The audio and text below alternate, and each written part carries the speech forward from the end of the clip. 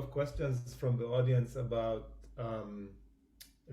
I think the role of primary and secondary education in creating this crisis of mismatch between skills and employment that later is maybe exacerbated in higher education. So I guess I'm gonna collate some of them and pose the question of what is the point of reforming higher education if you still have the same approaches to primary and secondary education that once these students graduate from high school or tawjihi or whatever, then they struggle to keep up with the university requirements, and a lot of them, as you point out in the book, drop out. Right. A very good question. And one of the reforms I suggest that is doable and would not be politically threatening is to try to emphasize the organic links between secondary education and the university.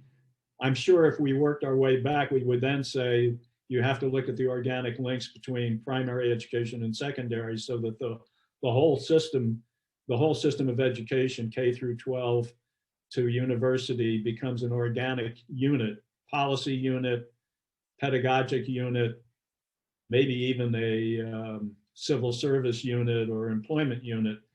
But yeah, this is absolutely crucial. I don't think there was any place, including in the Emirates, which are quite privileged in most ways, that didn't face this problem of the transition from secondary education to university education and all the remedial work that either needs to be done or isn't being done in order to assure the success of the kids coming out of high school.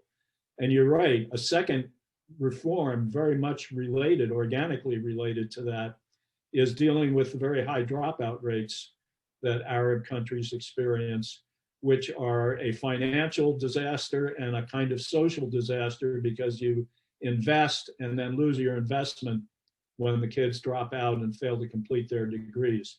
Here again, I should emphasize that the Arab world on almost any dimension does not look particularly unique or exceptional, and dropout rates is a very notable example of this. There are high dropout rates in the Arab world, but there are very high dropout rates in the United States. And I think the champion that I found across the world for dropout rates is Argentina. So the Arab world is just sort of in the pack in terms of dropout rates.